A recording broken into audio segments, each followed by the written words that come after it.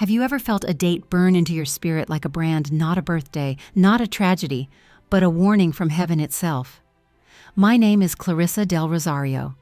I'm just a public school teacher in Quezon City. I teach 5th grade, ride the MRT, eat sinigang on weekends, and walk past vendors selling Tahoe every morning. I'm nobody in the eyes of the world, but what I saw when I died for 7 minutes has changed everything. And if you're listening to this right now, it's not random. This message wasn't just for me. It's for the Philippines, for you. I saw a date, burned into eternity, June 20, 2025, not scribbled in a calendar but carved in flame. I can't explain how, but I knew heaven had set that moment apart. It wasn't the end of the world. It was a choice, a fork in the road for families, churches, nations, a final invitation, or a final warning. I never believed in near-death stories. I used to think people who claimed to meet Jesus were just hallucinating. But when I collapsed in my kitchen and the doctors in East Avenue Hospital couldn't restart my heart, I left my body. I saw them trying to revive me. I saw my own lifeless face, but I felt no fear, only peace, like being held by something older than the stars. Then I heard a voice not loud but full of power. "Anak, do not fear. You have been called to see and to return." That voice wrapped around me like light and memory. What I saw after that still makes my hands tremble. There were no clocks, no time. But then suddenly one moment stood out. A flash, a vision. June 20, 2025. Jesus showed me the Philippines. The islands Luzon, Visayas, Mindanao, some glowing, others fading, like candles in the rain. Then he looked straight at me. "Tell them, tell your people, the days of delay are ending." I wanted to stay. But he told me this message must be carried, even if people laugh, even if they call me crazy. Because the countdown won't pause for anyone. I'm not here to entertain you. I'm here to warn you, because what you choose to do after hearing this might echo forever. Are you ready? Then follow me. I'll take you step by step through the signs, the darkness, and the return. But first ask yourself this: is your heart awake? Because this isn't just a story, it's a divine summons. The moment my heart stopped, the world faded not into black, but into stillness. It felt like being suspended in liquid light. No more ceiling, no more walls, no more pain in my chest. I hovered not above my hospital bed, but in a place that defied every word I know. It was warm and endless and soft like a whispered lullaby. And then I was standing, somehow fully alive, fully aware. I could feel the breath of a wind that didn't blow and see a horizon that never curved. Everything shimmered with color shades we don't have names for, and the ground beneath me pulsed with gentle life. Suddenly I knew I wasn't in a dream. I wasn't floating through imagination. I was outside of time. And yet, I was more myself than I had ever been. I turned and there he was. Not a statue, not a painting from a dusty church wall, but Jesus, radiant, alive. His eyes looked like they held galaxies, deep burning with truth, but soft like the eyes of a father cradling his newborn. I couldn't move. I couldn't speak. I just fell to my knees and wept. I didn't even know why I was crying. It was as if every regret, every moment I hated myself, every time I doubted I was loved, came pouring out of my soul like spilled ink on white linen. And then he spoke. "Clarissa, I have waited for you." Not with judgment, not with disappointment, but with the joy of someone greeting their long-lost child. I wanted to speak back, but my voice caught in the weight of that moment. So he stepped closer and touched my shoulder. "You have carried burdens you were never meant to carry. Shame, fear, doubt. But I have called you by name. You are not forgotten." I wept harder, because somehow in his presence I wasn't ashamed anymore. All the masks I wore, strong teacher, good citizen, silent sufferer, just melted away. I was seen fully, and yet completely loved. "There is much I must show you. The hour is nearer than many believe." Suddenly I was no longer standing still. In an instant we were on a vast plain of light. Below us I could see the earth, but not like a map. It was alive, beating, glowing, shifting with the emotions of its people. And Jesus began to walk, and I walked beside him like a child trying to match her father's steps. We passed over cities, some were shining, others flickered like dying lanterns, and then he stopped over Manila. I saw EDSA clogged with cars, people staring into phones, churches half empty, and behind them shadows silent, creeping, thickening over the land. My people are distracted. Their hearts are full, but not of me. They hunger, but they do not know what for. I looked closer. I saw homes glowing with love, mothers praying, fathers kneeling. But I also saw darkness rooms full of arguing, broken screens, teenagers alone behind locked doors, drowning in loneliness even in crowded places. I turned to him shaken. Lord, what can I do? I'm just one woman, a teacher. You are not small to me. Every voice that speaks my truth becomes a trumpet in the valley. Clarissa, I chose you not because you are perfect, but because you are willing, and because the time is short. Then he stretched out his hand, and in his palm appeared 3 pulses of light. I didn't understand, but my soul trembled. My breath caught in my throat, and then he closed his fingers around them. Soon the signs will begin, and when they do, the earth will have no excuse for silence. I wanted to stay. I wanted to keep walking with him forever, but the atmosphere around us shifted. It felt urgent, like something ancient had just been set into motion. And Jesus turned to me one last time in that moment. You will return. You must speak. You must not delay. And in a flash, I was being pulled back, like falling through layers of light and memory. His voice echoed as the world around me began to vanish. When you speak of me, I will be with you. When you tell the signs, I will confirm them. Go now, daughter. Sound the alarm. And then I woke up gasping for air with nurses screaming and my mother sobbing at my bedside. I didn't know how long I had been standing in the presence of Jesus. Time no longer existed in the way we understand it on earth. Seconds, minutes, years, it all melted into something more eternal, like everything around me was being painted on the canvas of forever. I was no longer Evelyn from Quezon City. I was just soul. Jesus' eyes were deep wells of knowing, tender yet piercing, as if he had seen every wound I ever tried to hide. And then gently, he raised his hand and the space around us began to shimmer like heat rising from asphalt. A swirl of golden light unfolded into a kind of heavenly screen before us. Before the great darkness falls upon the earth, there will be 3 signs. Not symbols, not riddles, but clear warnings, so none may say they were not told. The first vision appeared. I gasped. It was Metro Manila, only it wasn't the Manila I knew. The skyline stood drenched in shadows, not from nightfall, but from something more sinister. The skies above EDSA were a sickening greenish gray, swirling like poison. Suddenly, the giant digital billboards flickered, and every screen across the city phones, tablets, TVs showed a single word in blood-red letters. Awaken. Then came the sound. An eerie hum like the earth itself was groaning. Birds fell from the sky. Streetlights buzzed and exploded, and people, hundreds, thousands, stopped in the middle of their day, eyes fixed on their screens. A supernatural silence descended. This is the first sign. The silence before the shaking. When the world becomes addicted to noise, I will speak through silence. When people worship their screens, I will interrupt the signal. I trembled. This was no parable. It was literal. The obsession with technology, the false gods in our palms, would be the first to be struck. The second sign came swiftly. A new image emerged. The island of Mindoro. Palm trees swaying violently as a monstrous storm rolled in from the ocean. The wind screamed. But this wasn't any typhoon. This was something deeper, ancient, almost sentient. It was as if creation itself was resisting humanity's choices. Fishermen ran. Children screamed. Then without warning, the sea turned black. Dead fish floated to the surface. The water looked like oil. And I saw thousands across the nation pointing fingers, blaming politics, climate change, global warming, anything but themselves. Then Jesus whispered, and I felt the weight of it inside me. This is the second sign. Nature rebelling. When the earth groans with the weight of sin, even the oceans will cry out. But my people, they must see beyond the waves. And just as suddenly, the scene shattered. The third sign, this one, broke me. I saw a child, a girl no more than 6 years old, standing alone in front of a crumbling chapel in Bulacan. Her clothes were torn. She held a broken rosary. Her face was streaked with ash and tears.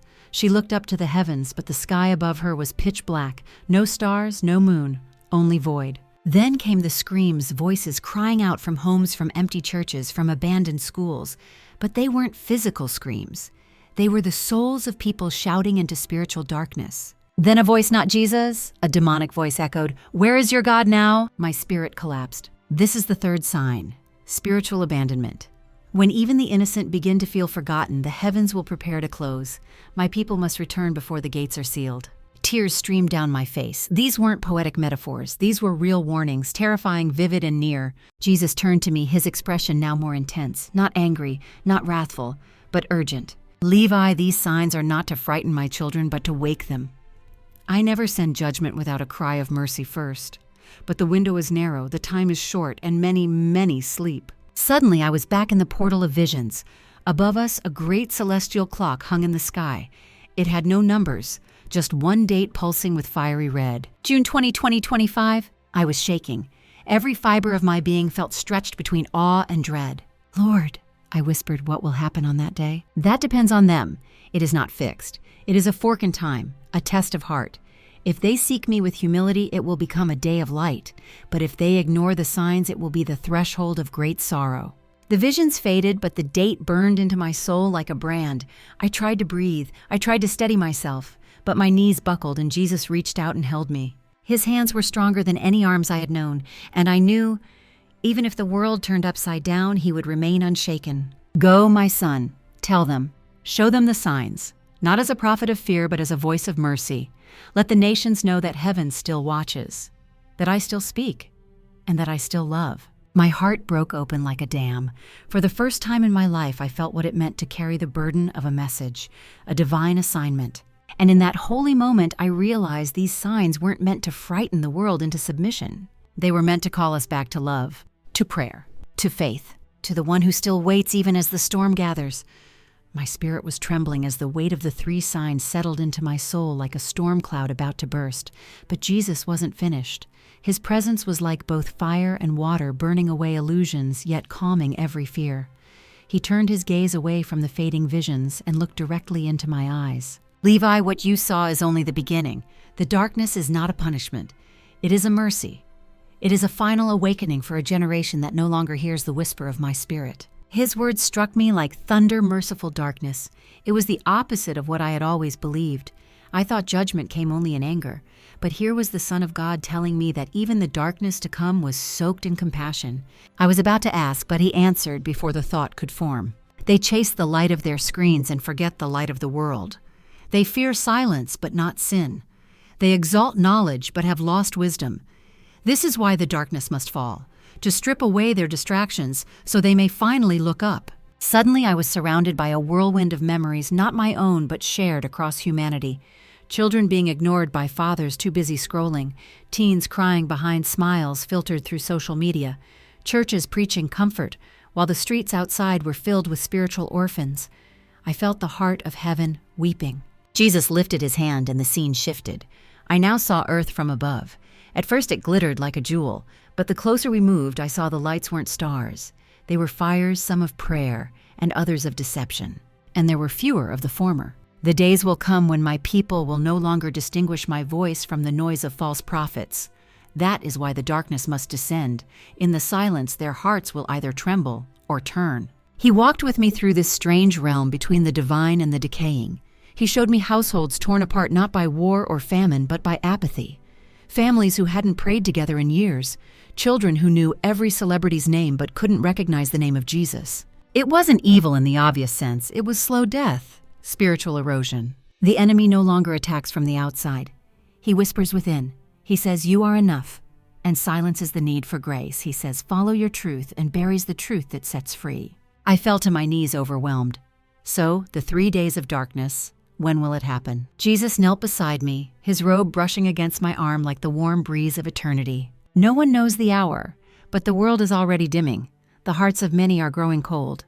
And when enough souls have chosen blindness, the darkness will be allowed to fall not to destroy, but to divide. I swallowed hard. Divide. Yes, between those who walk by faith and those who live by sight alone. Between those who cry out to heaven and those who curse the silence. He stood again majestic and radiant. I will use the darkness to expose every idol, power, wealth, status, even religion. Those who seek me in the silence will find me. Those who cling to the world will feel abandoned.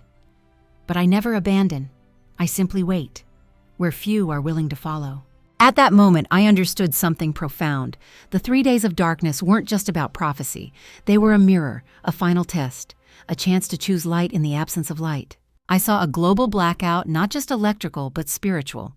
The internet silent, cities quiet, no traffic, no music, just the sound of breath and heartbeat, and for those with open hearts, the whisper of God. My sheep know my voice, and in the stillness they will hear me louder than ever before.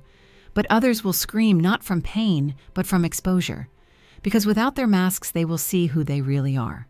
And then he said something that chilled me to the core. This is not my wrath, it is my rescue, my last attempt to reach those who no longer believe they need saving. I wept, not just from fear, but from the beauty of it.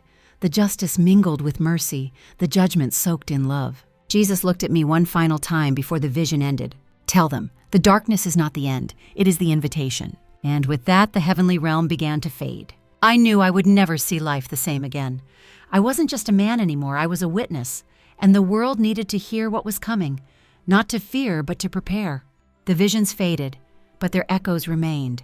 I stood again in the presence of Jesus, no longer surrounded by celestial images or burning cities, but by something far more confronting: silence. Not the peaceful kind, but the piercing kind. It was like being stripped of all noise, all distractions, all masks. I was exposed before the one who saw everything, not just my outer words, but the inner storms I never dared speak aloud. My knees trembled, not from fear of punishment, but from the weight of truth. And that truth was simple yet terrifying. I wasn't ready. I had known the name of Jesus. I had even gone to church. I called myself a believer.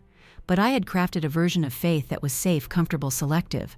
A Jesus I followed on Sundays but ignored the rest of the week. A Jesus who fit into my schedule, as long as he didn't interfere with my plans. I wept. Why me? I whispered. Why show this to someone like me? Jesus stepped closer. I could feel warmth radiate from him, not like sunlight, but like a fire that doesn't burn, just purifies. Because your heart is still soft enough to tremble. That is all I need. His words broke something open inside me. I felt like a dam collapsing. My excuses, my pride, my carefully constructed religious image all shattered. I've failed you, I admitted. I lived like I knew you, but I barely listened. I quoted scripture, but I didn't obey it. I talked about light, but lived in shadows. Levi, I do not call the perfect. I call the willing, and the broken who surrender become vessels I can use. I wanted to believe that. I really did. But guilt is a stubborn thing. It lingers like smoke in the soul. But I've wasted years, I argued. What difference can I make now? Redemption does not count time as men do. One surrendered heart can shift the course of generations. If you let me write your story from this moment, I will redeem every page. His voice was soft, yet fierce, gentle, but unstoppable. In that moment, I stopped trying to argue. I stopped defending myself. I stopped explaining, proving, performing. I just knelt. Then use me, I said, even if I'm afraid, even if I stumble again. I don't want to go back the same. Jesus placed his hand over my chest, and it felt like eternity pressing into my heartbeat. Then let me renew your mind. The battle begins there, not in action, but in belief. You must believe what I say about you, not what the world has labeled you. He was right. I had believed lies for so long that I was too average, too late, too broken, too distracted to make a difference. Lies that paralyzed me. But here was the truth in human form telling me those lies had no authority. You will return, not because you earned it, but because I have chosen you for such a time as this. That phrase echoed through me, for such a time as this. Me, a Filipino man with ordinary days, ordinary struggles, ordinary doubts? Yes, because in the kingdom of heaven it's not about status, it's about surrender. Jesus stepped back and I felt something shift within me. It wasn't fireworks. It wasn't emotional hype. It was quiet, but undeniable. Like chains falling off my thoughts, like fog lifting from my soul. I saw now that faith was not about perfection, it was about direction, about daily raw, honest trust.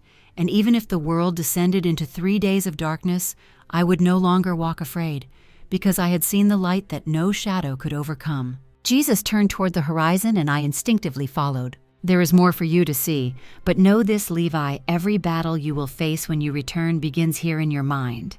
Anchor it in my word and you will not be shaken. I looked down at my hands, once trembling, now steady. I still had questions, I still felt unworthy. But I was no longer the same. And deep inside I knew the real journey was only just beginning. I don't know how long I remained on my knees. Time in that realm was not measured in minutes or hours. It was measured in surrender, and I had nothing left to give but everything I was. Jesus stood quietly beside me. He did not rush me. His presence was not like a preacher's sermon or a teacher's lesson. It was like a father waiting for his daughter to breathe again after a long cry. Clarissa, the shaking will come both around and within. But the ones who endure are not the ones without fear, but the ones who hold on to me in their fear. I raised my head trembling. Lord, how can I carry this? What if I forget what you've shown me? What if I return and they don't listen? He stepped forward and lifted his hand again. From the space between us, a brilliant light burst forth, not blinding, but penetrating. And inside that light was me, but not as I was. This version of me stood confidently in front of crowds, whispering truth into microphones, laying hands on children, weeping with broken mothers, praying over young people, speaking into cameras with fire in her eyes. It didn't even feel like watching a vision. It felt like remembering something that hadn't happened yet. This is who you are when you walk in my strength and not your own. This is Clarissa yielded, Clarissa burning, Clarissa sent. The vision dissolved. I looked at him unsure of what to say. My heart beat like a war drum in my chest. Will I really become her? You already are. The fire just needs breath, and my spirit is the breath. He placed a hand over my chest, and warmth spread through my whole being like oil flowing through cracked pottery, sealing every fracture. I could feel his love pour into the deepest wounds I had buried for decades. Shame from childhood guilt, from missed chances, insecurity masked as perfectionism. All of it exposed and healed. You must remember this. When you return, the battle will not be over. Visions, it will be over your identity. The enemy will attack what you believe about yourself. He will whisper, "You imagined it. You're making it up. You're not worthy to speak." His eyes locked onto mine. But when those lies come, speak my name. Declare what I have told you. Say it aloud even when your knees shake, because authority does not come from your feelings, it comes from the one who sent you. My lips quivered as I whispered back, "Jesus, I believe, but help my unbelief." He nodded gently, "And I will." Suddenly I heard the faint ticking of a clock. But it wasn't from a wall or a watch. It was inside me, like a countdown, slow and steady, echoing the urgency I had seen in the visions. My spirit knew June 20, 2025 was not a prophecy to ponder, it was a call to prepare. Jesus turned and began to walk again, and I followed. The scene around us changed. Now we were standing over a vast river that shimmered with light, and I saw people crossing over it. Some were radiant faces lifted in praise. Others were dragging chains behind them, doubt, addiction, unforgiveness, and some stood at the edge frozen, afraid to step in. These are the ones who have heard the warnings, who sense the urgency, but they still hesitate. Some fear ridicule. Others love the world too much. But each heart is mine to call, and you must call them. I watched one woman just a few steps from the water. She looked like she wanted to move. Her feet trembled. Tears ran down her face. But a voice behind her, a dark figure, whispered, "Tomorrow, just not today." And she stepped back. I gasped. This is the deception of delay. Hell doesn't always shout rebellion. Sometimes it simply says later. That pierced me. How many people I knew, teachers, cousins, friends, who once burned for God, but had grown cold not out of hatred, but from distraction. Good people, busy people, but asleep. Tell them, Clarissa, now is the time, not after the storm, not when it's convenient, now. The river faded, and suddenly we stood over a massive field stretching across the Philippines. Islands bathed in golden light, but shadows crawling near the edges. I could see Quezon City, Cebu, Davao, places I'd only heard of, and above them trumpets hovered, silent but ready. The sound has not yet gone forth, but it is close. The Father waits, not because he is unsure, but because he is merciful. I fell to my knees again. What do I say, Lord? How do I explain this to a world that mocks heaven and worships convenience? Speak as one who has seen, not to argue but to awaken. The signs will confirm what you say. Miracles will follow. And when you feel alone, I will be beside you. Then he looked toward the distance. I followed his gaze. There across the field, I saw people, rising Filipinos of every age, standing up. Teenagers, old women, farmers, pastors, nurses, tricycle drivers, call center agents, all with fire in their eyes. And then Jesus whispered something into the wind, words I couldn't hear. But they heard, and they began to walk. Not to war, but to awaken. And I knew revival wasn't coming through celebrities or global leaders. It was coming through the yielded. Go now, daughter. There is more to show, but the time of return is near. He touched my forehead and the light enveloped me. I felt my soul start to descend back toward the hospital, the beeping monitors, the scent of alcohol and sorrow. But before it all disappeared, I heard him one last time in this part of the vision. I have branded your spirit with the hour. Now raise your voice and the dry bones will rise. And with that I fell through the veil. Still trembling, still burning, but no longer afraid. The moment I opened my eyes in that hospital bed, I knew I wasn't just breathing again, I was carrying something. A weight, a fire, a message that wasn't mine to keep. My mother was sobbing, clutching my hand like she never wanted to let go. Nurses buzzed around me, confused, whispering things like flatlined, and she shouldn't be awake. But I didn't hear them, not really. I was listening for him, for his voice. When you speak of me, I will be with you. When you tell the signs, I will confirm them. That promise played over and over in my spirit. It became my compass in the chaos that followed. Because the real battle didn't begin in heaven, it began when I came back to earth. At first, I tried to be silent. I told myself it was too much, that no one would believe me, that maybe it was just a dream. But every time I stayed quiet, something inside me ached, as if heaven itself was waiting for me to stand up and speak. And then the signs started. It was a week later. I was walking to the MRT station when suddenly the electronic billboard above me flickered, then blacked out.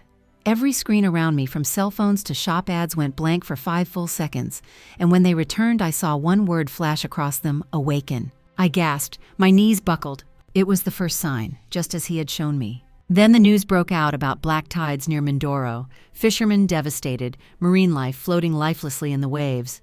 Experts argued over pollution and climate, but I already knew. Sign 2. And then a photo went viral. A little girl with ash-covered cheeks standing outside a crumbling chapel in Bulacan, clutching a broken rosary. My hands shook when I saw it.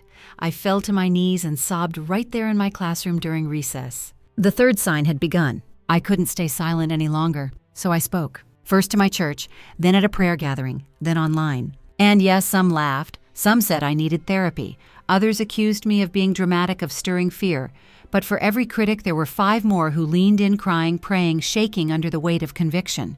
Not because of me, but because their hearts recognized the truth. People began repenting, not theatrically, but privately, quietly, sincerely. Families started praying together again. Churches held overnight vigils. Teens deleted toxic apps. Fathers came home early from work just to lay hands on their children and pray. It was like something ancient had been stirred, like dry bones were rattling back to life. Because even as the darkness crept closer, so did the light. I am raising voices in every city and every nation.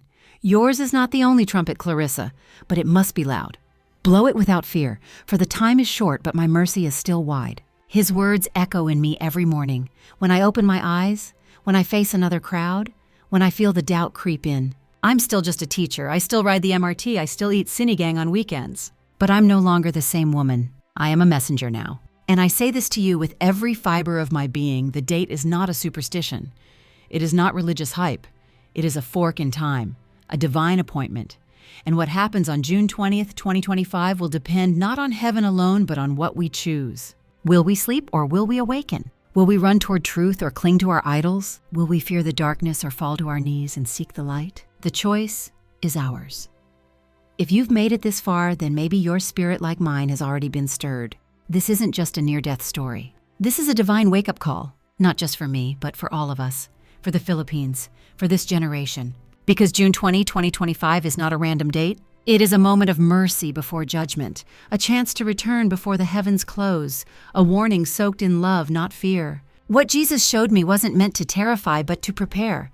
The signs are not punishments, they're invitations to repent, to awaken, to choose light while there is still time. We can no longer afford to sleep. Not when our children are drowning in digital darkness, not when families are breaking under silent burdens, not when churches echo with routine but not revival. Jesus is not calling us to religion, he's calling us to relationship, to return to the place where our hearts burn again, where prayer becomes breath, where faith becomes fire. So what now? You've heard my testimony, you've seen the signs through my eyes, but this isn't just about Clarissa Del Rosario, it's about you. You are part of this story, and your response right now matters more than you know. Will you choose to awaken? Will you lead your family in prayer tonight? Will you let go of the noise and return to the whisper of God? If this message has stirred something in your heart, don't scroll past. Don't treat this like just another video. Let it mark you. And if you believe the world needs to hear this wake-up call, then help us spread the warning. You can be the trumpet too. Click subscribe to join us on this mission of faith. Like this video so the algorithm pushes it into more hearts. Comment below what part touched you the most, or just say, I choose to awaken. Share this with someone who needs to be shaken before it's too late. Because this isn't the end of the world. It's the beginning of an awakening. And your voice could be the next one God uses. This is Clarissa Del Rosario. I died for 7 minutes, but I returned with a message. The countdown has begun, and heaven is watching. Who will respond?